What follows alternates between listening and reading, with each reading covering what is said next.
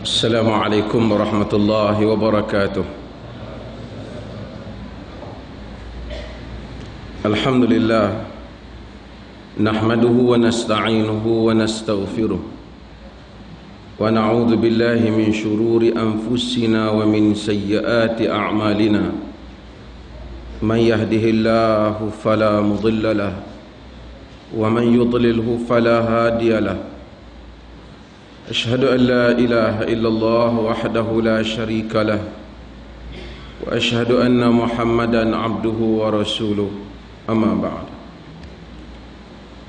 Hadirin dan hadirat yang dirahmati Al-Fadil Ustaz Syadli, tuan-tuan sekalian, babun nahi an idha'atil mal fi ghairi wujuhi allati adhina asy-syar'u fiha.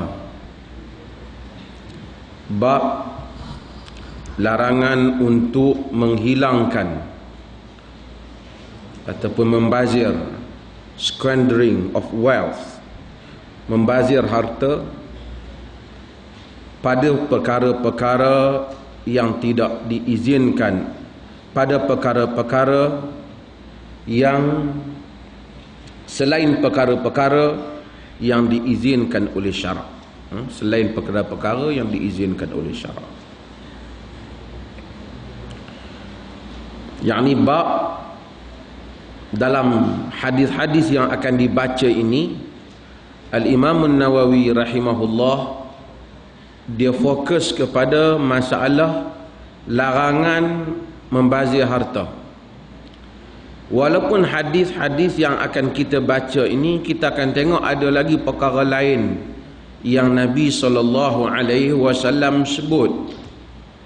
Tapi daripada tajuk yang Imam Nawawi letak, yang itulah fokus ataupun dalam mengaji dia panggil syahid, hak point yang Imam Nawawi nak tu ialah berhubung dengan masalah tak boleh membazir harta.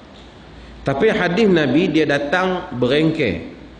Nabi sebut 2-3 benda, termasuk dalam tu tentang tak boleh bazir harta. Ini adalah salah satu sebab dah kita timbul soalan, timbul perkara ini. Ini adalah salah satu sebab berulangnya hadis-hadis di dalam Sahih Al-Bukhari. Kadang-kadang ada banyak hadis yang Al-Imam Al-Bukhari sebut hadis yang sama pada tempat yang berlainan. Disebabkan kerana hadis yang sama itu padanya ada macam-macam perkara. Jadi dia sebut di sini, bila dibahas bab lain pun dia sebut lagi hadis itu, kerana dia nak mengambil apa yang menjadi isi ataupun menjadi tajuk yang disebut sebagai turjumal Bukhari ataupun tarajimul Bukhari, yang disebut sebagai tajuk-tajuk bagi Sahihil Bukhari. Al-Imam Al-Bukhari rahimahullahu ta'ala, dia ada fiqh dia, disebut sebagai fiqhul Bukhari, fiqh Al-Imam Al-Bukhari, yang mana ia dapat diketahui melalui tajuk-tajuk yang Al-Imam Bukhari letak. Jadi sebab tu ramai orang dia belajar tentang fiqh mazhab-mazhab ni, dia terlupa untuk kadang-kadang perhati apa yang menjadi pandangan Al-Imam Al-Bukhari melalui tajuk-tajuk yang Bukhari letak bagi Sahih Al-Bukhari, yang disebut sebagai tarajim Al-Bukhari, di mana Bukhari menyebut pandangan-pandangan dia. Kita dapat tahu apa pandangan dia melalui tajuk yang dia letak, walaupun dia tak hurai panjang, Ini berbeza dengan murid dia Al-Imam Muslim dalam sahihnya, kerana Imam Muslim tak buat tajuk bagi hadis-hadis dalam Sahih Muslim. Kalau kita dengar orang kata Imam Muslim pun sebut dalam Sahih dia di bawah tajuk sekian-sekian, kita tahu bahawasanya dia tidak mendalami di dalam ilmu hadis. Kerana Imam Muslim tak meletakkan tajuk. Adapun tajuk-tajuk yang kita lihat dalam Sahih Muslim, Tajuk-tajuk itu diletakkan oleh ulama-ulama kemudian yang mengkaji Sahih Muslim, seperti salah seorangnya Al-Imam An-Nawawi rahimahullahu ta'ala ketika dia melakukan syarah kepada Sahih Muslim. Adapun Imam Muslim, dia kumpul hadis-hadis yang berkaitan, dia letakkan hadis yang usul, kemudian hadis-hadis yang support dia selepas daripada itu. Ini panjang tentang Sahih ni, tapi saya hanya nak sebut sepintas lalu kerana saya tahu ada sebahagian pelajar-pelajar hadis di sini. Sebab itu kita tengok bila dia bercakap, kita tahu sehingga Imam Muslim memasukkan bab ini dalam hadis ini dalam bab sekian-sekian, kita tahu dia mempunyai kekurangan pengetahuan tentang masalah bahawasanya Imam Muslim tak pernah meletakkan bab. Tapi kalau dia kata sehingga Al-Imam Al-Bukhari memasukkan ini di bawah bab sekian-sekian, betul, kerana memang Bukhari telah meletakkan bab. Bukhari meletakkan kitab-kitab yang meletakkan bab dan pecahan bab ini kita namakan dengan sunan. Sebab kita ada Sunan At-Tirmizi, Sunan An-Nasa'i, dan kitab-kitab hadis yang meletakkan nama rawi dulu. Dia himpun hadis Abu Hurairah saja, hadis Aisyah saja. Kita panggil kitab ni sebagai musnad. Sebab kita berkata Musnad Ahmad. Kita ada Musnad Abi Ya'la. Jadi kita ada musnad. Okey. Wa an Abi Hurairah radhiyallahu anhu, daripada Abi Hurairah radhiyallahu an, qala, katanya, qala Rasulullah sallallahu alaihi wasallam, berkata Rasulullah sallallahu alaihi wasallam, atau dalam bahasa kita kata apa? Bersabda Nabi sallallahu alaihi wasallam. Kalau ada orang kata berkata Nabi, kita tak betul tu. Kita kata betul juga, betul. Cumanya oleh kerana orang Melayu ni dekat dengan Nabi ni, dia kata sabda, maka bolehlah kita kata sabda, kerana itu bagi bahasa Melayu degree dia tinggi sikit. Kalau Allah Ta'ala, dia tak kata Allah kata, dia kata Allah firman, boleh kita ikut, patut juga. Kerana pada orang Melayu tu bahasa tu tinggi. Tak tahulah Sanskrit ke apa, tapi tak apalah bahasa tu. Aisyah radhiyallahu anha, di dalam diriwayatkan oleh Imam Muslim, tapi bukan dalam senarai hadis Muslim, tapi dalam hadis Muslim secara ta'liq dalam muqaddimah Muslim, tapi hadis itu sahih. Dia menyatakan bahawa amaran Nabi sallallahu alaihi wasallam an nunzilan nas manazilahum. Nabi perintahkan kami supaya takkan orang pada tempatnya, pada tempatnya. Kita padankan orang pada tempat yang sesuai dengannya. Okey, kata dia, qala Rasulullah sallallahu alaihi wasallam, sabda Rasulullah sallallahu alaihi wasallam, innallaha yarda lakum salasan, sesungguhnya Allah redha bagi kamu 3 benda. Allah likes for you 3 things. Allah suka untuk kita 3 benda. Wa yakrahu lakum salasan, dan Allah tak suka bagi kita, disapproves bagi kita 3 benda. Fayarda lakum an ta'buduh, Allah redha kamu sembah dia. Allah tak untung kita sembah dia. Sama sekali ikut kata Allah hari ini lebih besar karena kita telah membesarkannya, tak ada. Allah itu tak ada dah. Dia punya limit kebesaran itu tak ada dah, habis dah. Tak perlu. Siapa yang perlukan Allah? Hamba perlukan Allah. Hamba perlukan Allah Azza wa Jalla. Maka kita membesarkan Allah, kebaikannya balik pada diri kita sendiri. Saya teringat apa dulu saya sebut yang dah meninggal lah, tapi dia membawa ajaran yang salah. Yang Arqam, pengarasas Arqam itu, dia tulis satu risalah dia. Masa tu kan kita masih lagi Saya masih lagi di Jordan belajar.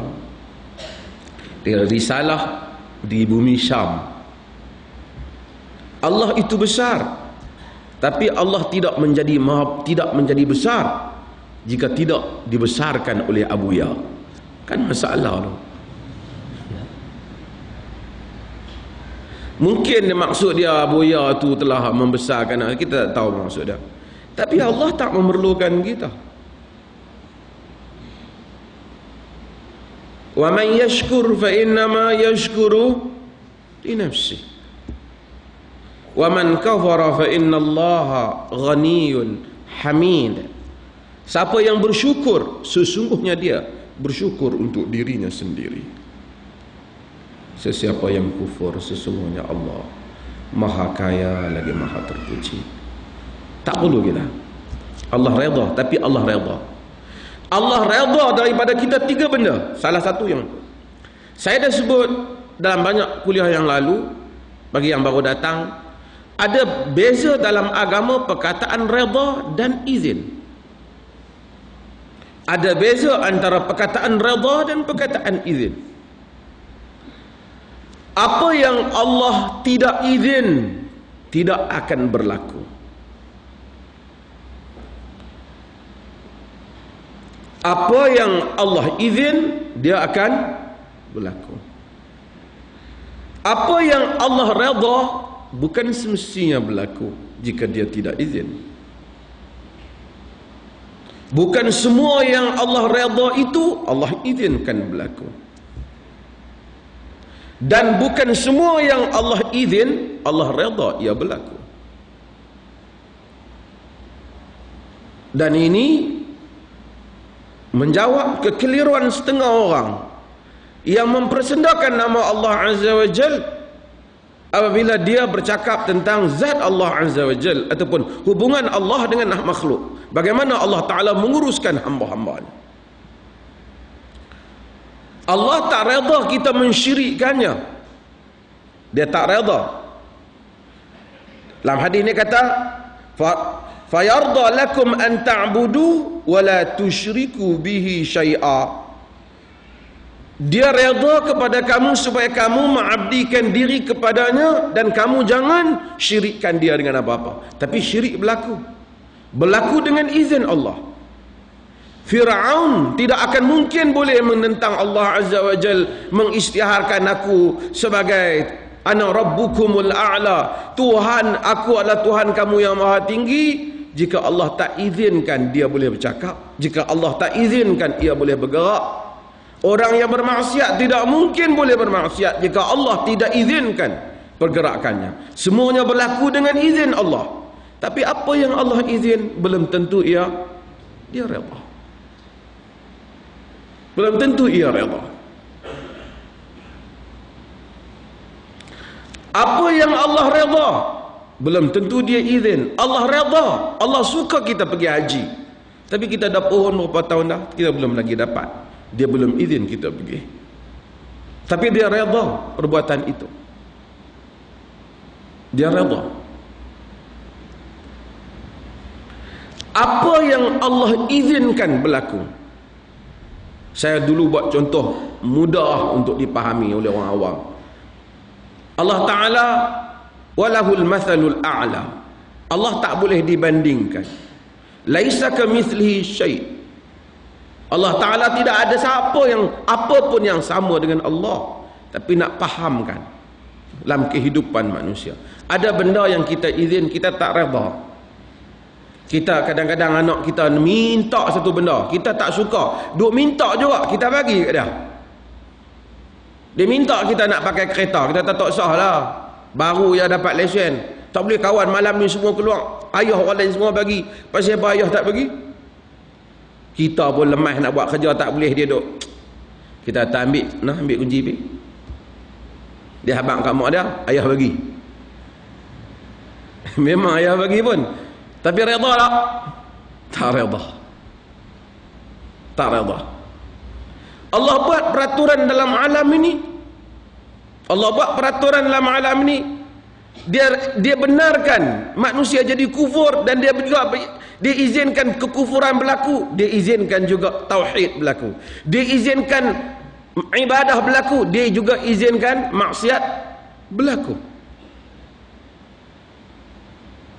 Inna hadainahu sabila imma syakira wa imma kafur.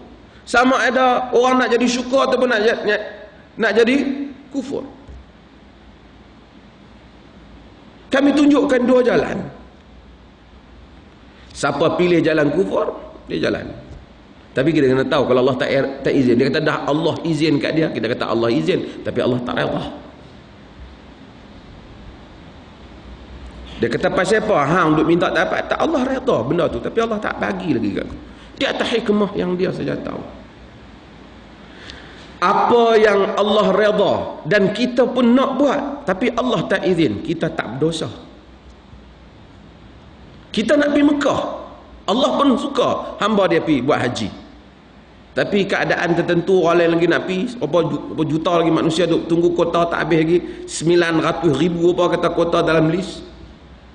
Kita pun dalam waiting list, tak dapat lagi pergi. Niat kita yang baik, Allah Ta'ala bagi pahala untuk kita. Allah redha. Kita tak mampu pasal dia tak izin. Kita bawa kereta, kita jaga elok-elok keselamatan kita, kita nak pergi kerja. Kita bukan nak pergi bunuh diri. Orang langgar kereta kita mati di luar kawalan kita. Dan dia pun tak boleh langgar kita kalau Allah Ta'ala tak izin. Tapi dia memang bawa, memang celupak macam itu, dia langgar kita. Allah tak redha cara dia bawa. Dia langgar kita. Kita tak langgar dia. Kita duduk pada jalan kita, betul kita. Allah redha cara kita bawa. Tapi dia tak izinkan keselamatan berlaku. Disebabkan hikmah perjalanan alam ni. Kerana alam ni bukan kita seorang yang hidup, orang lain pun hidup juga. Dan peraturan Allah, alam ni Allah bagi kebebasan pada hak-hak yang tertentu pada hamba-hambanya. Maka kita pun terlibat dalam kemalangan. Patah kaki kita. Kalau sengaja kita, atau mati kita, sengaja bunuh diri, hukum dosa besar. Tapi bunuh naik kereta orang lain langgar, kita tak bunuh diri dapat pahala. Kerana kita pergi dalam perjalanan mencari rezeki. Allah redha, tapi ia tidak izin berlaku. Hadis ini bercakap soal redha, bukan soal izin. Allah redha supaya kamu mengabdikan diri kepadanya dan kamu jangan mensyirikkannya dengan sesuatu. Wa an ta'tasimu bihablillahi jami'a, supaya kamu berpegang dengan tali Allah keseluruhannya. Wala tafarraqu, dan jangan kamu berpecah belah. Allah kata Allah suruh kamu pegang dengan tali Allah. Tali Allah, habl, tali. Tali ni ialah lambang kepada benda yang ikat orang. Kita nak ikat orang, kita ikat dengan tali. Sebab itu orang Melayu ada perkataan tali. Tali pertunangan tu ya? Ada? Kau saya mereka perkataan tu. Tali pertunangan umpamanya tanda ikat. Ikatan, tanda satu benda yang kita ikat. Tali mewakili mitsaq. Tali bermaksud sesuatu yang diikat, supaya kita anta'tasimu bihablillah, kamu berpegang dengan perjanjian kamu dengan Allah. Apa yang Allah perintah pada kamu. Dan perjanjian itu ada antara hamba dengan Allah, antara kita dengan Allah di dalam Al-Quran. Wala tafarraqu, jangan kamu pecah belah. Jangan kamu pecah belah, tapi setelah kamu berpegang dengan tali Allah. Tapi kalau ada orang nak pegang dengan tali Allah, ada orang tak mau pegang dengan tali Allah, manusia akan berpecah belah. Berpecah belah maksudnya dia bergaduh dan bermusuh.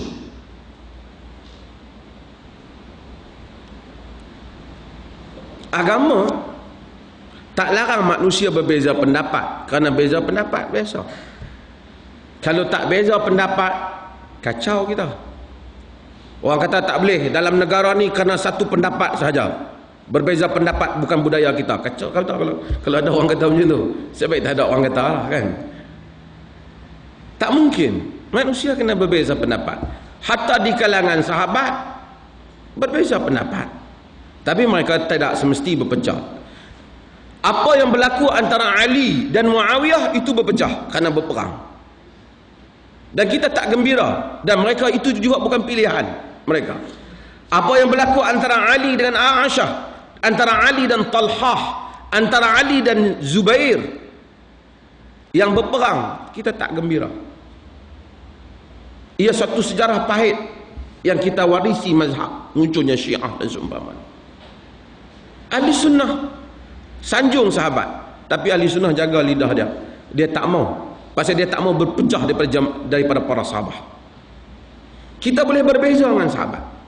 Saya ajak para pelajar ni, ada sebagian pelajar hadis, saya sebut baru ni mereka. Kita berbeza. Kalau kita tak berbeza dengan sahabat, kadang-kadang kita jadi susah juga. Bukan kita berbeza dengan semua sahabat. Kadang-kadang kita pilih sebahagian pendapat sahabat, kita tinggal sebahagian pendapat sahabat yang lain. Hatta kenyataan sahabat. Umpamanya, saya sebut contoh yang biasa. Umpamanya, dalam hadis Bukhari,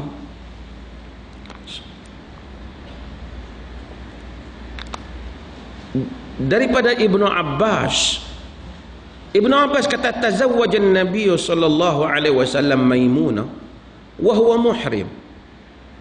Nabi berkahwin dengan Maimunah, isteri dia, dalam keadaan Maimunah bintul Harith, isteri dia, dalam keadaan baginda itu muhrim, berihram.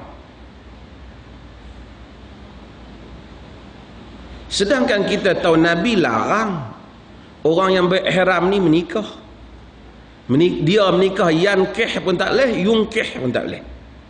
Dia menikah pun tak boleh, dia pergi menikahkan orang pun tak boleh, dia minang pun tak boleh. Ibnu Abbas kata Nabi kahwin dengan mak saudara dia Maimunah dalam keadaan Nabi itu duk ihram, haram haji. Kita tentu susah. Tapi bila hadis itu ada dalam Bukhari. Tapi bila kita tengok riwayat sahabat yang lain,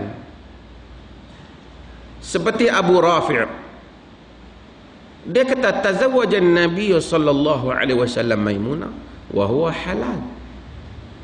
Wa kuntu ar-rasula fima bainihima. Nabi berkahwin dengan Maimunah dalam keadaan dia halal, dia tidak dalam keadaan ihram. Akulah yang jadi wakil utusan antara mereka berdua. Urusan minang, urusan kahwin, aku jadi. Kata Abu Rafi'. Ulama hadis sebut, saya ajak di bawah ni, bab ni sebagai bab al-waham, waham rawi.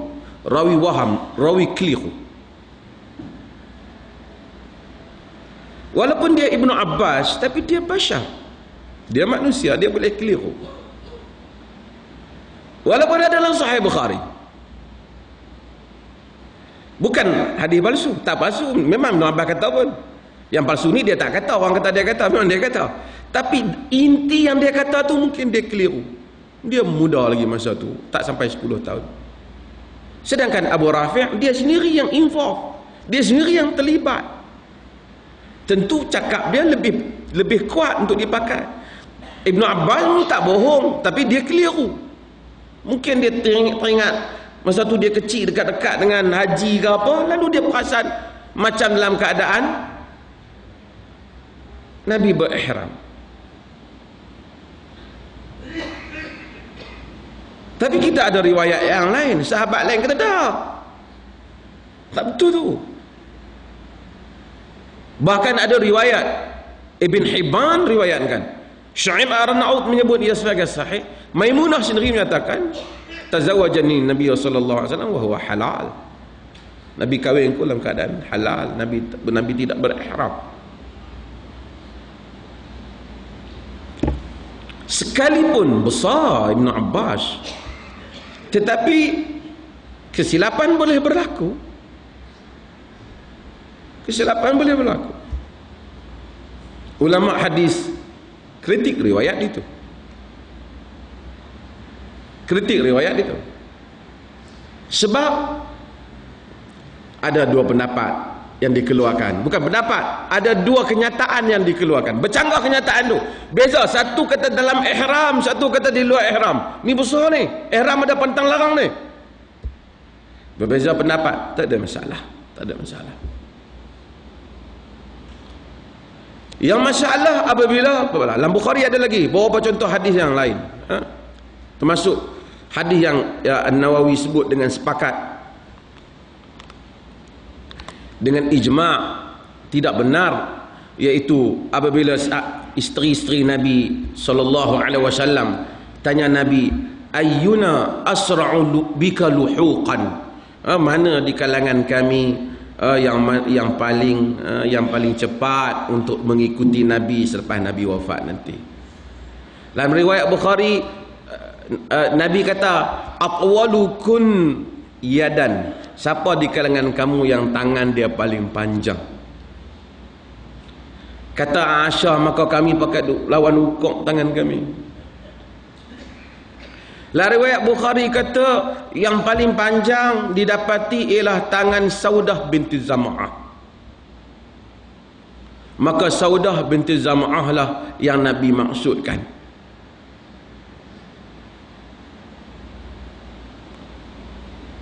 Tapi bila kita tengok, kata Nawawi, ni dalam riwayat Bukhari disebut Saudah binti Zam'ah.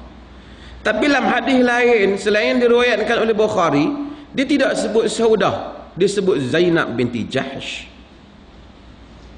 Kalau kita tengok pada realiti, yang mati, yang wafat di kalangan isteri Nabi selepas Nabi tak ada ialah Zainab binti Jahsh, masa zaman Khalifah Umar bin Khattab.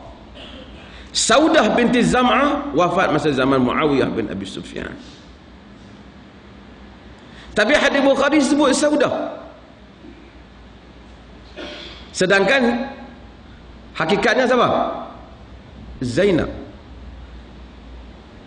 Di dalam Al-Mustadrak, Al-Hakim kata, Aisyah kata, bila kami ramai-ramai isteri Nabi kumpul, kami pakai lawan ukok tangan kami. Kami ingat maksud panjang tangan tu tangan panjang sungguh. Rupanya maksud tangan panjang itu ialah orang yang selalu bersedekah. Dan orang yang selalu bersedekah di kalangan isteri Nabi ialah Zainab. Kerana Zainab ni dia ada industri kecil dia sendiri. Dia menjahit, dia buat, dia selalu sedekah duit dia. Zainab seorang wanita yang kecil orang dia. Tangan dia tentu tak panjang, tapi dia meninggal dulu. Walaupun hadis Bukhari kata Saudah, tapi ulama tarjih hadis-hadis lain daripada Bukhari yang menyebut bukan Saudah tetapi Zainab. Itu dalam Bukhari, tak ada masalah. Kok ada orang terkejut, kacau ni nak lawan Sahih Bukhari? Tak ada. Kes lama. Ulama sebut itu adalah fakta. Berbeza tak apa. Ada orang nak beza dengan pendapat, ada tak ada masalah. Hatta kepada benda yang macam tu pun. Saya nak tahu contoh lah, pasal contoh dalam hadis. Berperang cerita lain, bergaduh cerita lain. Kita jangan kata kita tak boleh ada pandangan yang berbeza. Yang ni kacau lah. Kita ada banyak mazhab. Kerana banyak mazhab, kita ada banyak pandangan-pandangan. Dan kita boleh memilih pandangan. Hatta Bukhari dianggap kitab yang paling sahih atas muka bumi sampai Quran. Tapi dalam kes tadi umpamanya, ulama kata riwayat lain lebih kukuh. Berlaku waham, berlaku keliru.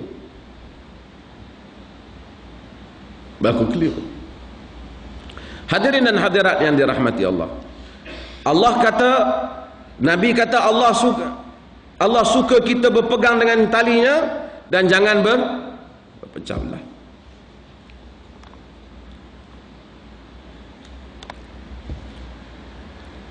Saya baca cerita Genghis Khan. Tu Genghis Khan. Tuan-tuan kenal? Saya tak kenal, tak nak jumpa.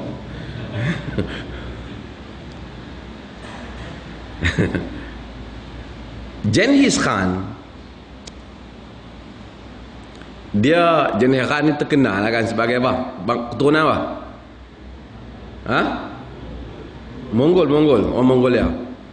Dia lebih terkenal daripada Tan Tuya. Dia.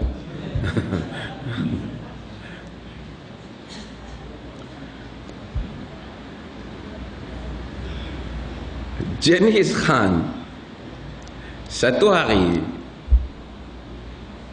dia katanya dia pergi apa?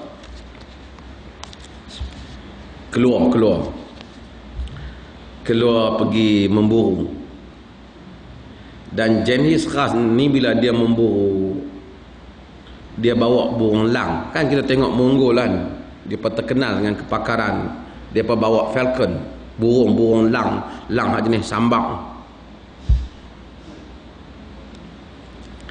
Jadi dia bawa, orang lain dia kepala lah kan.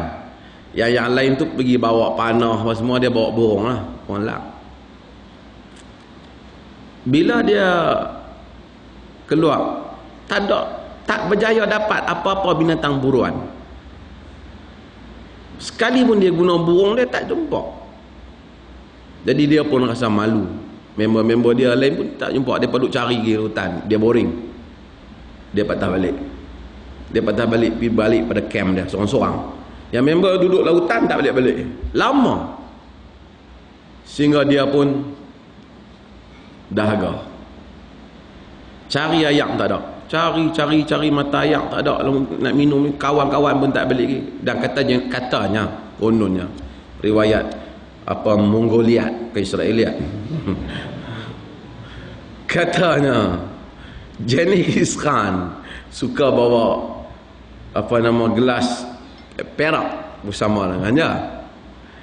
Jadi dia pun jalan-jalan, tiba-tiba jumpa satu mata air kecil dah. Dia pun keluar gelas dia tu, apa cawan dia, orang utara panggil kolek lah kan. Dia pun keluar cawan dia yang perak tu, tak ada hayang tu sikit dahaga. Dapat gaya nak penuh hayang, gaya dia nak minum, burung lang tu dia serang dia. Burung hak dia belah tu sambak cawan tu, tumpah hayang. Dia marah, ha? Dah layak sikit kawan duk dahaga. Dia tengok burung dia terbang pergi sana. Pasal tuan-tuan, bangsa Mongol ni bangsa yang sampai hari ni mereka mewarisi kepandaian main burung ni. Burung lang, falcon ni, dia memang pandai, dia pandai. Lepas tu dia tak ada lagi sikit lagi. Gaya nak penuh, gaya nak minum, burung tu serang lagi. Tumpah lagi. Dia kata ni sudah khianat burung dia belah ni. Burung yang paling baik. Ya orang semua tahu kata dia ada burung ni buat nanya kat dia 2 kali. Dia kata kalau orang lain nampak burung ni buat ni kat dia, tentu dia akan malu. Selekeh dia, burung yang dia jaga, burung orang lain tak pernah khianat kat depa macam tu. Burung dia sebagai ketua medan perang yang terkenal, boleh buat macam tu kat dia. Dia tadah lagi, dia cabut pedang dia tu. Kali ni dia tak kira. Mata dia tengok. Dia kalau burung tu mai dah rapat, dia akan bagi. Kali ni dia bunuh.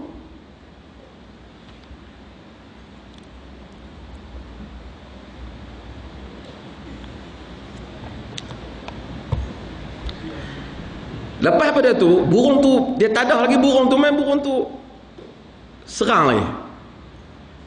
Bagi bila serang kali yang kedua, kali yang ketiga, dia tengok burung tu dekat, dia pandai lah kan. Dia cantas burung tu, terbelah dua burung, mati. Puas hati dah, sedih juga dia. Pasal ni burung kesayangan yang pandai memburu dan macam-macam. Dia pun bangkit, pergi cari tempat ayak naik sikit, cari tempat punca ayak yang banyak sikit, dia nak minum. Dia tengok-tengok kat punca ayak tu ada ayak dah, tapi ada ular yang paling berbisa mati dalam tu. Jadi barulah dia faham pasal apa burung dia tadi serang dia.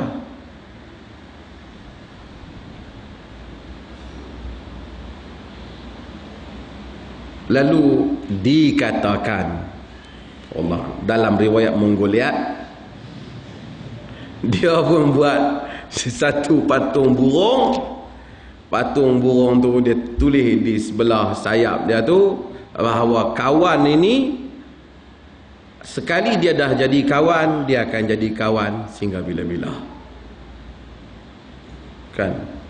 Dalam kes dia lah kan. Kawan ni bila dah jadi kawan, dia akan jadi kawan.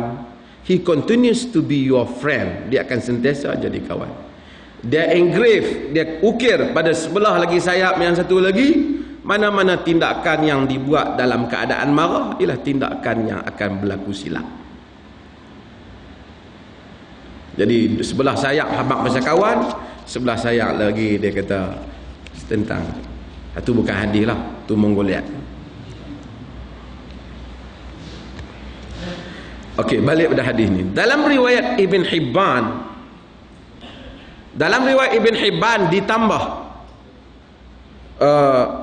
ditambah perkataan wa an tunasahu man wallahu Allahu amrakum, wa an tunasahu man wallahu Allahu amrakum. Ni riwayat yang diriwayatkan oleh Imam Muslim, tapi dalam riwayat Imam Malik dan riwayat juga Ibn Hibban ditambah perkataan bahawasanya Imam Malik lemah tak, Allah redha supaya kamu berpegang pada talinya, jangan berpecah belah, dan kamu hendaklah menasihati orang-orang yang mana Allah jadikan dia menguasai urusan kamu. Allah suka kita nasihat. Dia ada beberapa benda. Pertama, ada benda nasihat. Nasihat masuk kita bagi pandangan dah. Ada benda kita larang, halang. Mungkin kita tak nasihat satu orang, tapi kita halang. Kita tengok satu orang nak bunuh orang lain, kita halang dia. Kita bukan kerana kita nak nasihat dah, tapi kita takut orang lain kena zalim. Yang tu kita amar ma'ruf dan nahi mungkar secara umum. Dalam amar ma'ruf nahi mungkar tu kemungkinan nasihat, tapi bukan semua amar ma'ruf nahi mungkar itu nasihat. Bukan semua amar ma'ruf nahi mungkar itu nasihat. Mungkin kita pergi cakap kepada pemerintah dengan cakapan supaya dia taat kepada Allah. Macam mana Nabi Musa alaihi salam pergi kepada Firaun pada peringkat awal. Tapi kemudian Nabi Musa berlawan dengan Firaun di tempat awam, pertandingan sabar mencabar antara ilmu sihir dan ilmu mukjizat Musa. Itu pertandingan terbuka, public space, di tempat yang terbuka. Tapi sebelum itu Nabi Musa pergi cakap elok-elok. Allah kata idhaba ila fir'aun innahu tagha faqula lahu qawlan layyina la'allahu yatadhakkaru aw yakhsha. Kamu wahai Musa dan Harun, pergilah kepada Firaun, dia itu tagha, dia melampaui batas, dan cakaplah kepadanya dengan perkataan yang baik, dengan layyinan, yang lunak, mudah-mudahan dia ingat dan dia takut. Sebagian para ulama sebut, kalau Firaun yang menyebut ana rabbukumul a'la, aku Tuhan kamu yang paling tinggi, Tuhan kata pi cakap bagi lunak-lunak kat dia, tak kalah kepada orang yang sebut subhana rabbiyal a'la, nak pi cakap kasar-kasar. Kalau Firaun yang kata ana rabbukumul a'la, aku Tuhanmu yang maha tinggi, dia mengaku Tuhan, Tuhan kata cakap elok kat dah. Ini pusingan pertama, pi habang elok kat dah. Kalau kita jumpa orang haduk semayang dah, duk kata subhana rabbiyal a'la, tak pernah kata ana rabbukumul a'la. Tak pernah dia kata aku Tuhan kamu yang maha tinggi, dia tak pernah kata. Bahkan dia kata subhana rabbiyal a'la, maha suci Tuhanku yang maha tinggi. Kalau Firaun tu pun kita, Nabi Musa cakap elok-elok, Setakat orang hak kata subhana rabbil a'la lebih patut cakap elok lah. Nak bahas, nak tegas, tapi tak ada maki dalam dakwah. Tegas, bantah, semua boleh. Tapi maki orang tak boleh. Naik atas pentas, maki orang tak boleh. Sebut keturunan orang, sebut hidung dia, sebut kepala botak dia, sebut tok nenek dia, yang tak ada kaitan dengan urusan pentadbiran dan pemerintahan.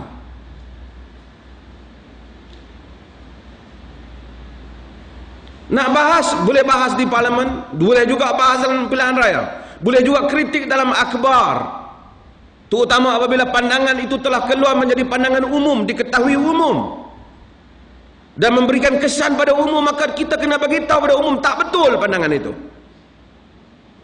sekalipun datang daripada pemerintah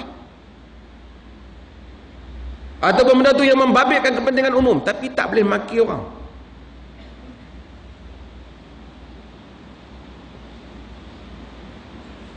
Apatah lagi masa maki pakai lebay pula, bos reban lagi kat atas, ekor duk belah ni pula.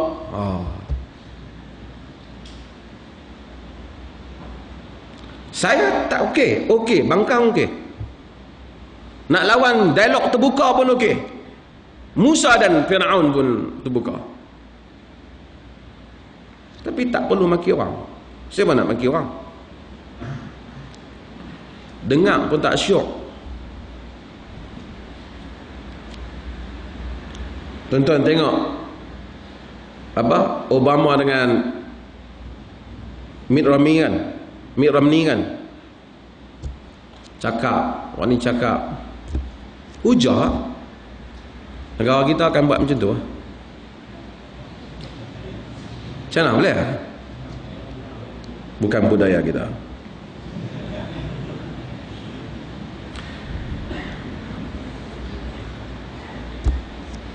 Orang takut tu, orang rasa takut, rakyat dia jadi takut sebab tak boleh lagi berpecah. Memang berpecah dah. Itu tak berpecah kalau kita ada adab. Kita nak tahu apa yang idea yang ada dalam kepala hang. Apa yang ada dalam kepala dia. Apa benda yang dia nak cadang dan apa orang ni nak cadang, dia cakap. Kita dengar lah. Oh, kita kata cadangan dia bagus.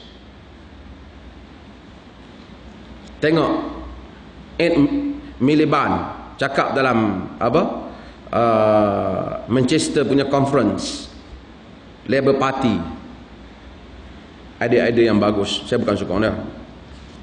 Semalam tengok David Cameron pun cakap, dia petikai Perdana Menteri, dia bagi pandangan, dia jawab, dia bagi tahu semua satu UK boleh tengok idea Ed Miliband. Idea dia apa? Lepas tu Perdana Menteri pula boleh jawab dia. David Cameron, orang juga boleh tengok idea dia apa. Lepas tu orang pandai pilih. Tak kisah pilih apa pun. Boleh kita buat itu. Wa yakrahu lakum qila wa qal. Dan Allah Ta'ala benci qila wa qal. Qila wa qal ni nak kata apa? Apa dia terjemah dalam bahasa Indonesia tu? Ha? Kasai nak terjemah dia, qila dikatakan, wa qala dan kata. Maksudnya cakap benda yang tak pasti. Qila wa qal Arab kata. Benda yang irrelevant talk, benda yang tajassasu, kadang-kadang benda yang kita cakap kita tak ada asas. Orang kata hak orang kata tu kita jadikan hujah. Terutama banyak benda dalam agama. Kata Allah, hadis tak silap aku dalam Quran lah. Jangan main tu. Duk main tak silap. Kalau hang silap, tak silap aku Nabi kata, dia boleh apa tu tak silap? Ha? Tak silap betul ya. Dia kata tu, dia kata tak silap aku. Ini benda ulama-ulama hadis, benda yang membabitkan hadis Nabi, kita tak boleh. Kita kena tegas dalam hal ni. Kalau tidak kacau kita. Tidak kacau. Habis ketulinan agama. Ulama-ulama sirah ni, bila kita baca kitab sirah, dia kadang-kadang dia ringan sikit tentang cerita Nabi ni. Pasal dia bila sirah, dia nak bagi jadi semua episod sirah tu ada. Hari pertama, kedua, ketiga, semua nak isi. Kadang-kadang riwayat yang dhaif dia bawa juga. Yang tak kuat dia bawa juga. Dan kita yang tak kuat tu kadang-kadang kita tonjolkan. Saya sebut pada pelajar-pelajar, tonjolkan. Burung merpati buat sarang di depan apa? Di depan gua, bertelur, ada sarang labah-labah, macam-macam lagi. Benda-benda yang tidak begitu kuat riwayat tu, sampai dijadikan lambang ma'al hijrah dan seumpamanya. Tak apalah nak jadi lambang, ikutlah, tapi tak kuat benda tu. Ada benda yang tak kuat, tak ada masalah. Terutama tentang cerita panglima-panglima Islam, hatta cerita tentang para sahabat yang tidaklah sangat kadang-kadang membabitkan soal-soal yang tidak menjejaskan sahabat, yang tidak menjatuhkan maruah sahabat. Kita akan dapati dalam Fathul Bari, Ibn Hajar ambil sekalipun riwayat Waqidi, riwayat-riwayat yang dianggap dhaif, tak kuat, dia ambil cerita-cerita para sahabat yang mana sekali selagi mana cerita itu tidak menjejaskan dasar-dasar Islam. Tetapi apabila membabitkan pribadi Nabi, kerana dia sumber tasyri', sumber hukum, maka kita kena bertegas dalam hal ni. Qila wa qala, dalam hari-hari tak boleh sembang hari-hari asas-asas yang kita tak pasti. Dia termasuk sebagian ulama hadis sebut qila wa qala ni jatuh dalam bab tajassus pun sama. Benda yang apa? Kita duk pergi intip orang. Pasal orang, saya satu orang hantar email kat saya. Dia ni perempuan. Dia hantar, dia adu tentang seorang ustaz mana tu. Dia kata, saya dulu dia berhubung dengan saya, dia berhubung. Sekarang ni setelah dia ada anak murid pun semua, dia dah tak mau berhubung dengan saya. Saya ingat, macam mana saya nak sihat dia? Saya ingat doktor dia ni memang homo. Terus dia buat kesimpulan. Saya hantar pergi kat dia, jangan merepet kau sangka kat orang benda. Berapa lama dia hantar? Dia kata memang saya salah, saya sangka. Saya hanya salah sangka. Dia boleh salah sangka hanya kerana orang tak mau kat dia. Dalam dunia ni beratus orang perempuan lagi, 1000 perempuan ada. Kalau orang tak mau kat hang, bukan berarti tak mau kat perempuan. Tapi benda sangka. Sayyidina Umar bin Khattab radhiyallahu an sebut, Umar kata, inna unasan kanu yu'khadhu bil wahyi fi ahdi Rasulillah sallallahu alaihi wasallam. Manusia dulunya bila nak diambil tindakan berdasar pada wahyu. Macam mana kita boleh tahu apa nama Abdullah bin Ubay bin Salul and the gangs adalah merupakan orang-orang yang munafik? Wahyu bagi tahu pada Nabi sallallahu alaihi wasallam. Kata Umar, innal wahya qad inqata', wahyu telah terputus. Zaman ni wahyu telah terputus. Wa innama na'khudhul an bima dhahara lana min a'malikum, maka sekarang kami bertindak kepada kamu, kata Umar, masa itu dia khalifah, apa yang zahir daripada amalan kamu. Kami bertindak apa yang zahir daripada amalan kamu. Faman azhara lana khairan aminnahu wa qarabnahu wallahu yuhasibuhu fi sarirati. Siapa yang zahirkan amalan yang baik, kami tengok dia baik, maka kami pun muliakan dia, kami pun tak kacau dia. amankan dia, kami pun mungkin lantik dia, kami pun memuliakan dia. Allah Ta'ala lah yang maha mengetahui batin dia, Tuhan mengetahui. Tapi kami kira hak zahir saja. Wa man azhara lana su'an la na'manuhu wa la nusaddiquhu wa in qala inna sariratuhu hasanah. Dan ini dalam riwayat Bukhari. Siapa yang zahir amalan yang tak baik, kami tak amankan dia, kami tak percaya kat dia, walaupun dia kata niat saya ni, hati saya baik, nampak je perangai tak baik, kami tak pakai. Hak tu urusan dengan Tuhan. Kami kira hak zahir. Ini kaedah yang Umar sebut, dan kaedah ini dipakai dalam syarak. Kita hukum apa yang zahir. Dia tampil perkataan yang macam tu, dia tampil ayat yang macam tu, zahirnya jahat, maka dia jahat. Kita tak boleh tahu. Dia kata, dia ni walaupun nampak siang-siang mencuri duit orang, malam-malam Allah tahajud tak berhenti. Kacau macam ni.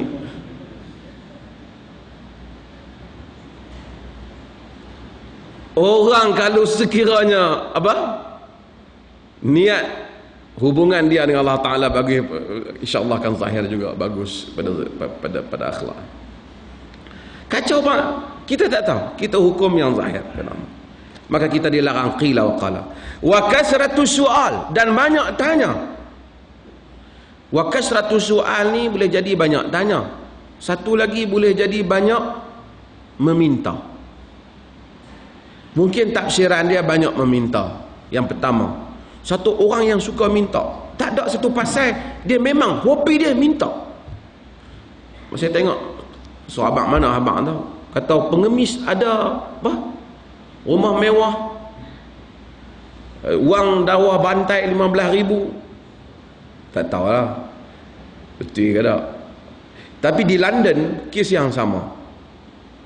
Dia pakai baju tudung, dia bagi tahu mereka daripada negeri Bosnia dan negeri-negeri Balkan yang ditindas, mereka minta dan orang bagi. Masalah negara bukan orang Islam, tapi kalau dia jumpa kita, dia tengok ada janggut, dia boleh agak macam orang Muslim, dia akan dah Assalamualaikum, dia pun minta pada kita duit. Lepas tu dia akan bagi tahu dia susah dalam keadaan apa. Padahal sebagainya tak benar. Dia hobi suka minta. Saya tengok sekali pada bulan puasa, ada yang susah. Kita tak mau zalim semua orang.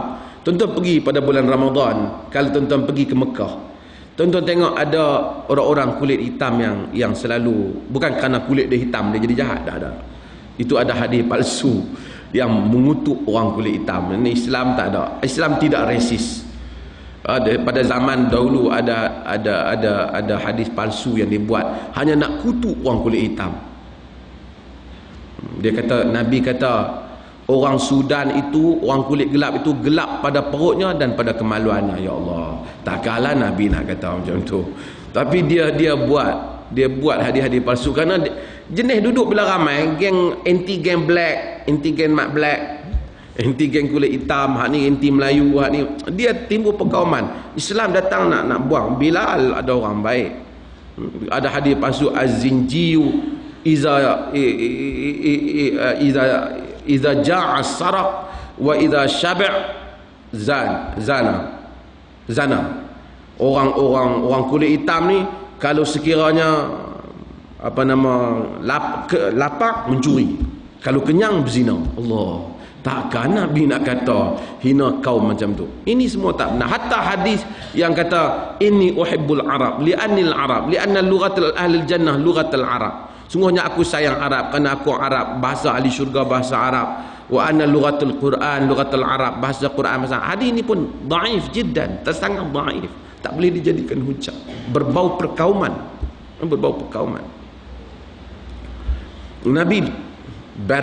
Nabi berlepas diri daripada isu-isu perkauman yang seperti ini. Dia datang rahmatan lil alamin. Tapi saya nak cerita hak tu. Bila tuan-tuan pergi kat Mekah, tuan-tuan akan tengok bila bulan Ramadan, dia akan bagi orang makan.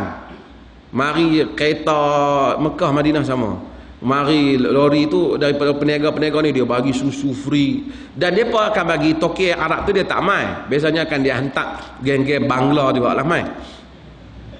Bangla ni satu nama yang international. Tak ada perkataan. Saya tak tahu adakah itu bermaksud insulting atau tak, ataupun mencerca ataupun tidak.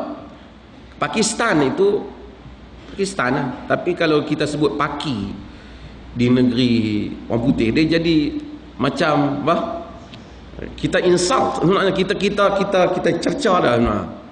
Tapi tak apalah. Bangla di sini okey kot. Okey ya. Okey. Dia suruh Bangla tu dia ambil, dia akan baling macam-macam. Kita tengok mereka ni dah dapat dah, ambil lagi sampai dia akan ada karung besar, tanggung sama besar dengan dia tu. Apa saja orang bagi dia ambil tanggung. Kita fikir hang boleh minum habis ke benda ni sehari? Besar pada hang dah yang tanggung tu. Mungkin nak ada kalau nak ada 10 orang pun tak banyak tu, pakat semua nak pinak ambil. Agama tak suka. Agama suka bila orang minta kita bagi. Untuk kita dengan Allah Ta'ala, kita tak tahu dia meminta kita bagi. Kita tak tahu, mungkin dia susah. Kita bimbang Allah dengan RM1 tidak memiskinkan kita. Kita bagi kat dia. Dengan RM1 kita bagi kat dia. Mana tahu dia susah sungguh. Semua orang kena kita bagi RM1 ke 50 sen jawab kita dengan Allah Ta'ala. Tapi dia tu dia yang suka meminta. Tak ada pasal suka minta ke orang. Bila benda setengah orang dia suka. Kalau ada lagi peluang boleh minta ke orang, minta. Dan agama tak suka kasratus soal. Kalau dia orang baca hadis Nabi ni, dia tak ada apa. Benda yang bukan hak kita dah nak kita minta. Tak ada keperluan kita minta pada orang. Nabi larang. Kasratus soal boleh juga bermaksud suka tanya benda yang tak ada faedah. Benda iftiradi, sebahagian salaf tak suka. Umpamanya soalan, Ustaz, kalau saya pergi ke bulan, dia umur dah 60 tahun dah. Saya nak semayang sujud, saya pakai topeng tu macam mana nak buat? Kata pakcik nak pergi ke, ada pun hak tak boleh nak mendapat, nak naik pakai lah tu. Tak payah. Kalau anak saya dia nak pergi bulan, tak apalah. Dia duduk saja. Mayang pun bukan kerap sangat, tiba-tiba fikir mayang di bulan. Kan tanya soalan tak ada faedah. Kalau benda hak dia boleh buat, tak apa. Juga boleh bermaksud kasratus soal, boleh maksud wa ida'atul mal, dan dilarang tadi dilarang untuk kita banyak tanya banyak. Boleh jadi kasratus soal tu misalnya kata dua tadi suka meminta, boleh jadi juga orang tu suka tanya benda yang Al-Quran kata wala tas'alu an asya'in in tubdalakum tasukum. Jangan kamu tanya benda-benda, sesuatu benda-benda yang apabila zahir pada kamu maka dia menyusahkan kamu. Bani Israel suka tanya benda tu. Lembu nak Allah Ta'ala suruh sembelih ni warna apa? Orang dah habang dah, dia tanya lagi sampai lembu tu tak ada melainkan sekok tu ya. Padahal dia kata Allah suruh innallaha ya'murukum an tadhbahu baqarah. Allah suruh kamu sembelih lembu, sembelih. Ambil cari lembu sembelih. Dia tanya jenis, dia tanya warna, sampai susah. Ibn Taimiyah sebut hal yang sama. Bila Allah Ta'ala suruh fatayammamu sa'idan tayyiba, tayammum daripada debu yang baik. Tayammum, mana debu? Tak payah duk tanya debu ni jenis tanah liat ke, nak kena tapih dulu ke. Tak payah, tang mana ada debu tayammum lah. Dia tak habang tu okey dah tu. Tengok atas almari ni, saya jumpa debu dah atas almari, boleh ke? Kau nak kena debu pergi tengah padang pasir? Benda tak munasabah. Tak payah tanya. Kau kalau dah ambil debu tu, tak berapa halus debu tu, nak kena tapih ayak dah, cari halus sekali. Cari tapih lebih susah dari cari ayak. Kalau Allah Ta'ala nak suruh kita pergi cari tapih, lebih baik suruh kita pergi cari ayak, pergi jumpa. Ingat senang tapih mata halus tu nak pergi cari tengah padang pasir. Kita kasratus soal, tanya fiqh iftiradi. Sebab tu salaf suka benda yang mudah dalam fiqh. Ma khayyara Rasulullah sallallahu alaihi wasallam baina amrayn illa ikhtaru aisaruhuma. Nabi tidak diberi pilihan dalam satu benda, melainkan dia pilih benda yang paling mudah, kata Aisyah dan riwayat Muslim. Malam yakun isman, selagi mana dia bukan dosa. Ada dua pendapat yang paling mudah. Kedua-duanya tak ada dalil yang jelas, kedua-duanya sama saja. Ambil yang mudah, agama itu mudah. Inna dina yusr, agama itu mudah. Orang musafir dengan kita sembahyang Allahu Akbar, kita qasar, dia pun qasar belakang kita zuhur. Lepas zuhur kita qasar, kita kata ya, kita bangun buat asar sekali. Lah, awak tak habaq tadi, saya tak ada nak niat masa pusingan awal tu, jadi tak. Ya akhi, buat je ya akhi, ente niat sekarang. Nabi semasa musafir, apabila dia solat, sahabat pun solat di belakang dia, kemudian dia bangun, dia jamakkan solat, sahabat juga jamak. Mereka tak pernah tanya, mereka tak kata, Rasulullah kami tak sempat, tak tahu kata Rasulullah nak buat tadi. Buat je, agama benarkan. Oh tak ada, tak boleh. Lepas tu nak kereta kita nak terus, dia nak kena berhenti tengah jalan.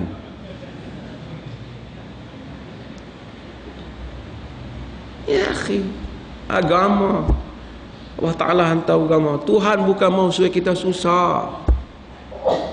Allah mahu supaya kita zahirkan kita taat kat dia, kita nak patuh kat dia. Tapi dia bukan nak dera kita. Bukan kata kok kita mayang 4 hari ni Allah Ta'ala jadi power lebih, mayang 2 power korang. Tak. Bila musafir, Nabi qasar lah. Nak qasar pun saya naik kereta Mercedes ni sedap ni, takkan nak kena qasar, tak letih, bukan nak untak. Akhi, sedekah Tuhan bagi, Syekh, naik. Nabi telah buat benda ni. Ada orang kasratus su'al wa idha'atil mal, dan membazir harta. Belanja hak ni yang Manawi nak pun, belanja pada benda yang tak kena tempat. Belanja tak apa, membazir. Quran, saya sebut banyak kali, puluh kali ya.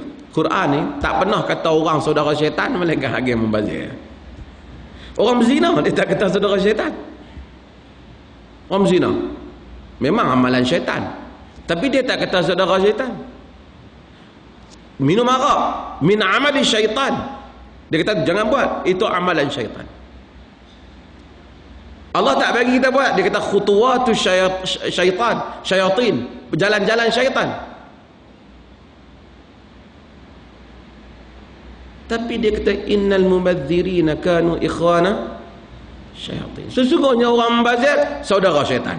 Dia tu jadi saudara tu. Hak lain setakat jadi pengikut, jadi pak turut. Hak ni jadi adik beradik. Oh kacau. Membazir ni. Kerana bila kita membazir, dia ada beberapa benda. Membazir ni biasanya terbit daripada takabur. Pasal siapa yang hampir beli mahal macam tu? Hang kena tengoklah standard aku macam mana. Kalau kita nak beli kereta yang mahal kerana benda tu sedap kita naik, tak apa. Sahabat pun tanya, ar-rajulu yuhibbu saubuhu hasanah wa na'lahu hasanah. Wahai Rasulullah, seorang yang suka bajunya cantik, kasutnya. Nabi kata innallaha jamil yuhibbul jamal. Allah Ta'ala cantik dan suka kecantikan. Tapi takabur itu batarul haq wa ghamdun nas, tolak kebenaran, hina orang lain.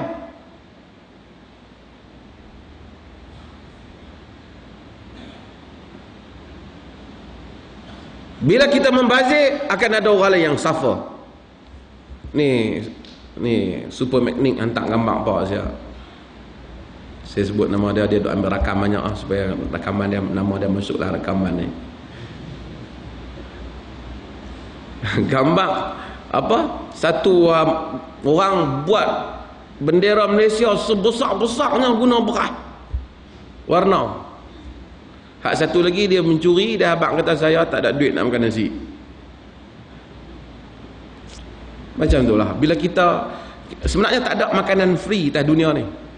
Hak free tu ada orang yang bayar. Hari ni kuntung makan free hang lah, tapi orang yang bayar. Mana ada makan free? Mesti ada pihak kena bertanggung benda tu.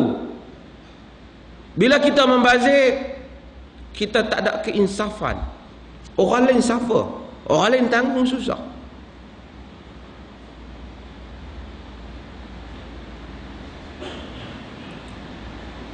Dan kita kena tahu benda saya selalu sebut contoh yang common lah.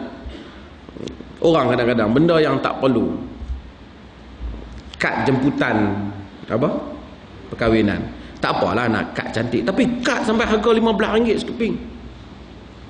10 orang berapa? 1000 orang.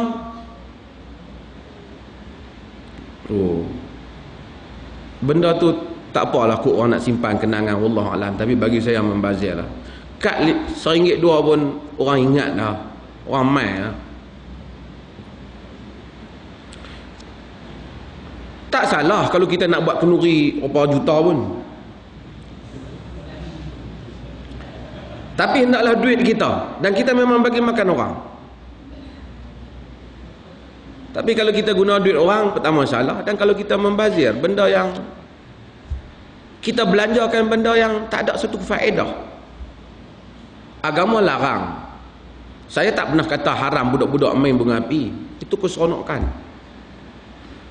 Tapi kalau orang nak tembak main sampai 10,000 yang dia tak belanja pada jalan kebaikan sebanyak tu, itu membazir.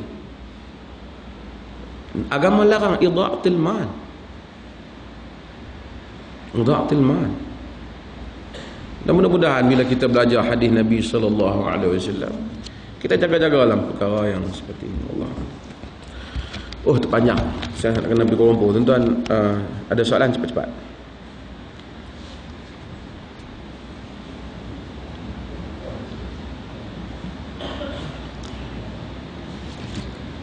Ada soalan?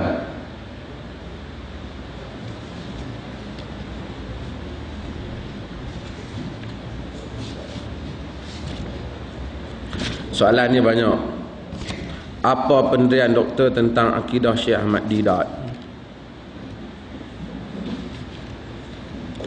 Tuan-tuan, Muslim, tuan-tuan, Muslim, dia telah sumbang apa yang kita tak buat. Akidah dan akidah yang sah. Dia mentauhidkan Allah dan menafikan syirik. Mungkin ada beberapa pandangan yang dia bahaskan, mungkin kita rasa, mungkin ada pendapat lain yang boleh diterima. Itu soal pandangan, perbezaan pendapat di kalangan ulama. Hatta Imam Nawawi yang kita belajar ni, dia orang hadis, tapi dalam sebahagian pendapat dia cenderung dalam masalah akidah, dia cenderung kepada Asy'ariyah. Dia terima pendapat-pendapat yang disebut oleh ahli kalam. Dia takwil beberapa sifat Tuhan. Ibn Hajar mentakwilkan sifat tangan. Kita tak boleh kerana satu dua kes nak kata orang ni terkeluar daripada manhaj akidah yang sahih. Ini kemelampauan. Kita kata dia telah berijtihad dalam masalah itu. Masalah itu terdedah kepada beberapa pendapat. Seorang boleh memilih beberapa pendapat yang dirasakan lebih rajih. Allah Ta'ala maha mengetahui seorang. Dia balik kepada Allah Ta'ala. Tuhan telah ampun orang yang telah suruh dirinya dibakar kerana dia tak kenal Allah Ta'ala. Suruh anak-anak dia bakar dia. Anak-anak bakar dia sehingga jadi abu, dan campak abu dia di laut, di daratan. Allah Ta'ala himpun dia. Allah Ta'ala tanya, ma hamalaka ala ma sana'ta ya abdi, apa yang menyebabkan kau buat begitu wahai hamba-Ku? Dia takhawfan min azabika ya Rabb, takut pada azabmu wahai Tuhan. Dia kata kat anak dia, in adrakani rabbi la a'lamu ma yaf'alu bi, kalau Tuhan dapat tangkap aku tak tahulah dia buat apa kat aku. Dia ingat Tuhan tak boleh tangkap dia. Dia suruh anak-anak dia bakar dia. Allah Ta'ala himpun dia. Dia kata, kenapa Allah Ta'ala kata hang buat macam ni? Dia kata, aku takut ke azab. Allah kata, ghafartuka ya abdi, aku ampun kau wahai hamba. Tuhan ampun dia. Syekhul Islam Ibn Taimiyah kata, macam mana Tuhan ampun dia? Dia ada masalah besar lah akidah. Pertama, dia masalah kudrat Tuhan. Dia ingat Tuhan tak boleh tangkap dia. Kedua, dia ada kesalahan dengan Tuhan banyak. Dia akidah yang tak betul. Tapi kata Ibn Taimiyah, kerana dia tak ada siapa habaq ke dia hak betul. Tuhan ampun dia. Ramai di kalangan para ulama mungkin mereka telah dengar hujah yang berbagai-bagai, tetapi tidak mereka tak satisfied. Mereka tak puas hati dengan hujah tu. Mereka pilih pendapat yang mereka rasa lebih kuat. Allah Ta'ala yang maha mengetahui di atas pilihan mereka di sisi Allah. Kita menghukum dengan orang kata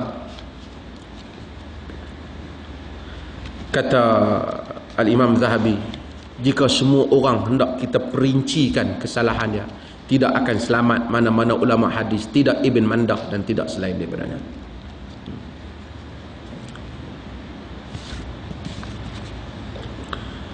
Minta penjelasan tentang diet Rasulullah banyak tersebar dalam internet. Contohnya pemakanan yang dilarang, tak boleh makan ikan bercampur dengan daging. Makan daging ikan. Merepek sebagai orang, tuan-tuan.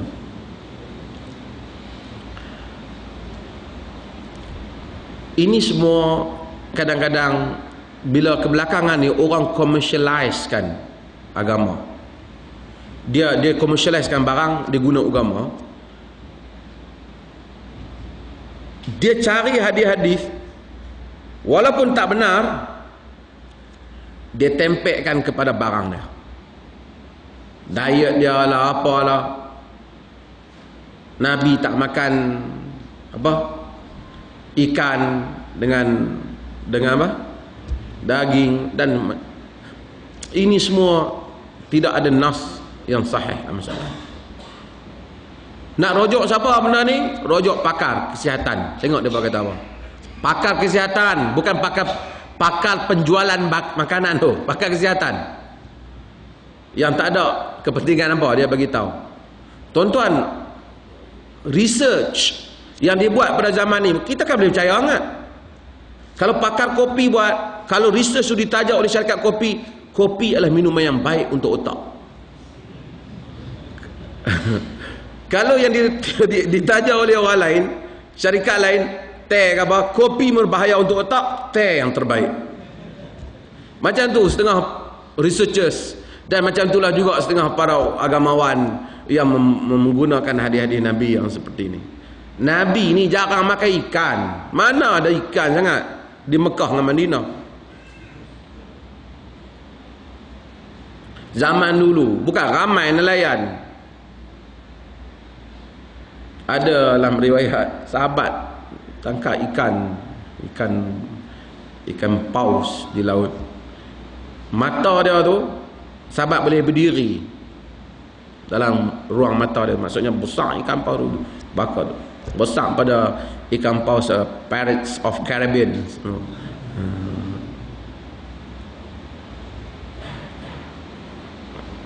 Ada soalan lain sebelum saya sambung soalan ni? Soalan yang ni, soalan langsung dah. Tak ada, tuan-tuan? Awal lagi tuan-tuan nak baca Yasin dan lagi.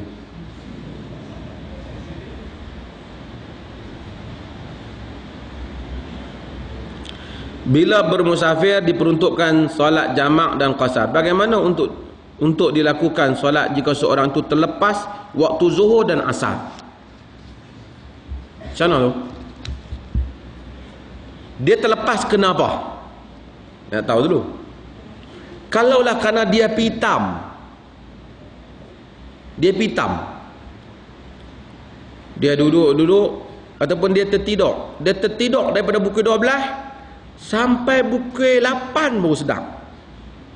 Lama lah. Itu boleh jadi. Takut dia apa pergi ada operation ke apa, dia berlaku. Untuk itu dia solat apabila dia sedar pada satu qaul. Dalam satu mazhab, pandangan mazhab yang lain, dia kata waktu itu dia tak sedar, maka dia tidak diwajibkan. Tapi Allah Ta'ala a'lam, jumhur menyatakan bila dia sedar dia buat. Tak apalah dia buat selepas Aisyah ke selepas apa, tapi dia gantikan tempat itu. Di situ adanya bab yang dinamakan dengan qada. Walaupun sebahagian kata bukanlah qada, bila dia sedar dia buat. Tapi kalau dia duduk sembang sampai terlepas, tak boleh. Kalau dia naik bas, dah lewat dah, dia semayang atas bas. Ayat tak ada, dia tayamum. Tak payah dia kata semayang hormat waktu, dia semayang solat. Dan orang pergi Mekah ni selalu sangat hormat waktu. Waktu dia kata semayang tu hormat, waktu tu tak sah, kena buat balik di bawah. Tu saya selalu ulang. Kalau tak sah, buat apa? Sampai waktu ni dia buat. Kalau sah, kenapa nak ulang?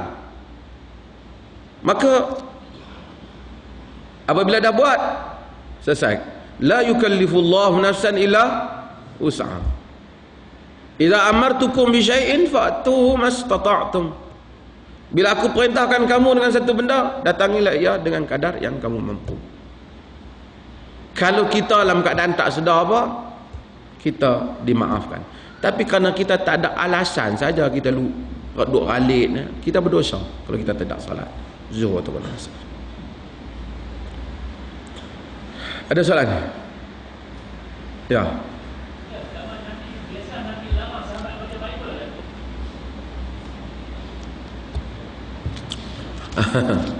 Ni pasal anti Mak Didat dengan Zakir Naik ni mai.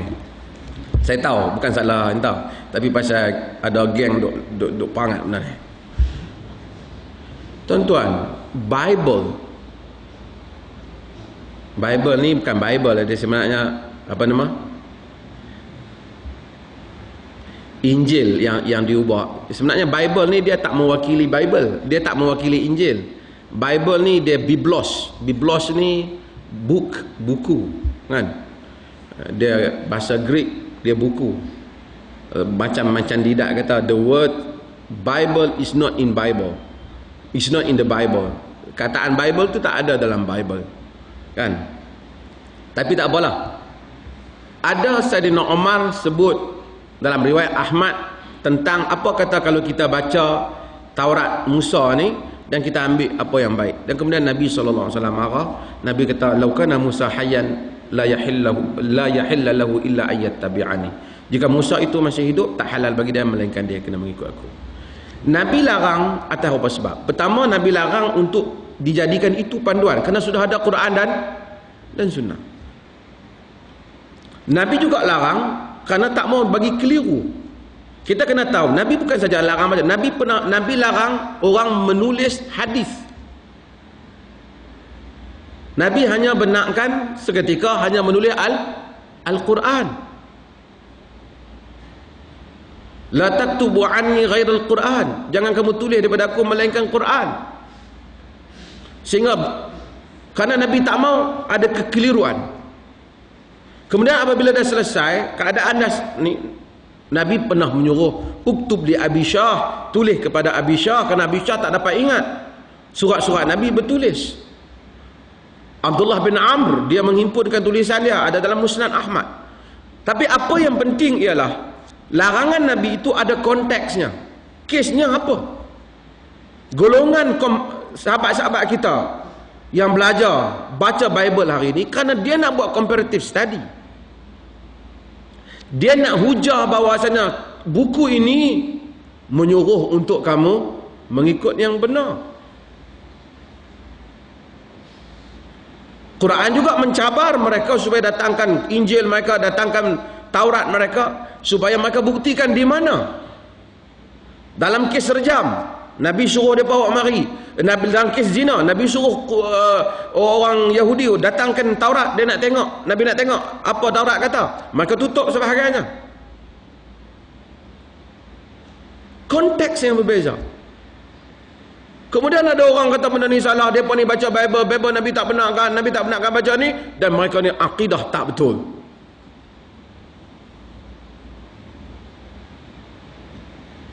Saya rasa ada orang gulu lah. Bukan ada orang, memang ada pun. Manusia melampau pada batas. Kita kena tengok konteks. Dia baca untuk apa? Puluhan ribu orang masuk Islam kerana Didat bercakap, kerana Zakir Naik bercakap. Entah Nabi petikai akidah dia. Lebih baiklah banyak lagi mamat tarikat terjun mana yang Nabi petikai akidah dia. Daripada kita duk cari akidah Didat, akidah Zakir Naik, akidah Syakirin, akidah siapa ni? Lim Junsun, wasting time. Kita bazirkan masa membahaskan benda yang, dan ada orang memang tak ada. Dia kerja duk cari orang hak baik dah. Dia tengok, dia ni. Tengok, dia ni kuat sunnah. Tengok dah, sunnah dia tak betul. Cari mana orang kuat. Dia punya teropong dia cari orang ni. Mazhab ni sangat bahaya. Mazhab ini memusnahkan. Dia import main mazhab ni. Mazhab ni telah memusnahkan banyak gerakan sunnah di Timur Tengah. Dengar apa yang Mufti Saudi kata, bahaya benda ni.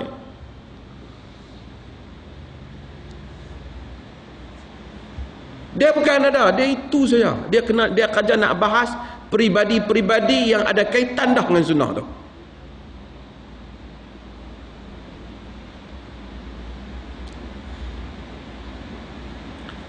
Ini betul-betul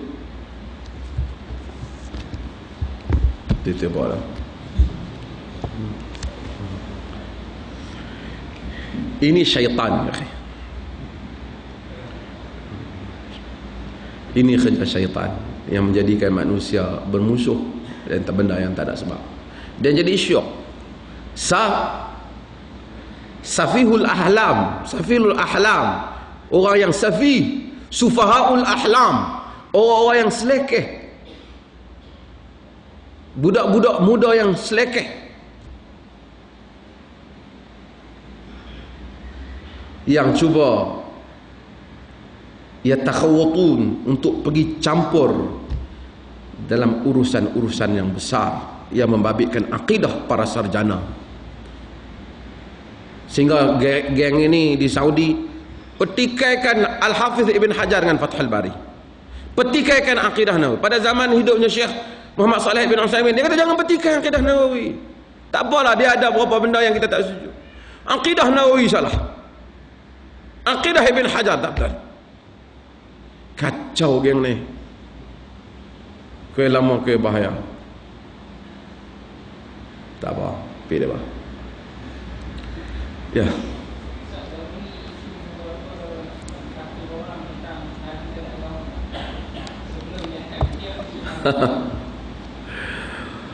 Hak kawan hak PKP ke orang tu Abu Jahal ke belah tak tahu. Dulu nama Abu ni bagus, nama Abu ni Nabi banyak sahabat Abu Qasim, sahabat banyak Abu Talhah, macam-macam Abu. Lah ni jadi Abu ni jadi tak bagus. Abu Sayyaf, Abu apa? Abu Hamzah. Hak Abu kat Malaysia ni pun pening semua Abu ni. Tak jadi sunnah, jadi fitnah Abu ni. Sampai orang panggil geng Abu. Tu Abu Ahbas tu, hak seorang tu. Ya akhi, benda ni benda berbeza pendapat di kalangan para sarjana. Saya bukan nak bela ustaz berkenaan pasal dia pun tak mau bela diri dia. Ulama ada banyak pandangan dalam menafsirkan masalah wa wajadaka dhalan fahada. Dan dia Allah Taala mendapati engkau itu sesat dan dia memberikan engkau petunjuk. Ada ulama tafsir kata sesat tu sesat jalan di Madinah, tapi takkan sesat jalan di Mekah. Takkan sesat jalan di Mekah Tuhan nak rakam dalam surah. Maksudnya kau tak menemui jalan yang sebenar. Allah Ta'ala menurunkan wahyu, dan wahyu itu konten kepada Islam yang akhir. Kalau tidak, Nabi dah tahu Islam sebelum itu. Nabi tak tahu penyelesaiannya. Sebab tu Nabi pergi ke Gua Hira, wa kana yatahannas ay yata'abbad. Nabi itu pergi beribadah dengan cara agama Ibrahim. Sebahagiannya menyebut dengan agama, sebahagiannya menyebut. Sebahagiannya kata bahawasanya Nabi tidak khusus, tidaklah begitu mewarisi agama Ibrahim itu, tapi kerana agama Ibrahim itu pun bukan keseluruhannya diwarisi. Adakah cukup untuk dia dijadikan satu agama? Kalau agama Islam sebagai way of life, dari sudut masuk agama secara cara hidup yang sempurna, belum ada masa tu. Melainkan setelah datangnya Islam.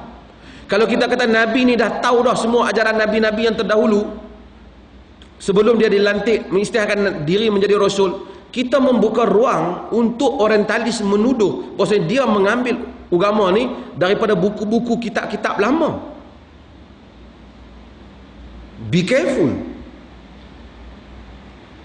Tak apa pendapat banyak, saya tak mau tarjih yang mana-mana, tapi itu tidak boleh menjadikan seseorang itu kafir. Tapi mamat hak kata ustaz ni kafir, dia ni dah ramai dah orang dia kata kafir. Pantang ada benda lintas depan dia, kafir dulu perkataan yang dia keluarkan. Sama hak yang ni, pantang orang lintas sesat.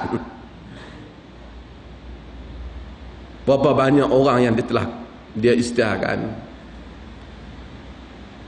Tapi wallahu alam, saya tak tahu pasal benda tu.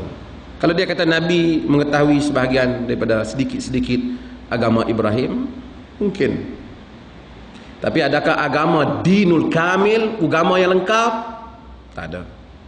Tidak ada agama yang lengkap. Melainkan setelah turunnya Quran, turunnya Islam. Last. Tak ada, saya nak tutup. Ya.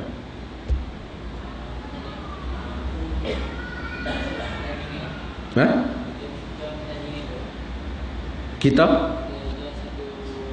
pertandingan. Ha.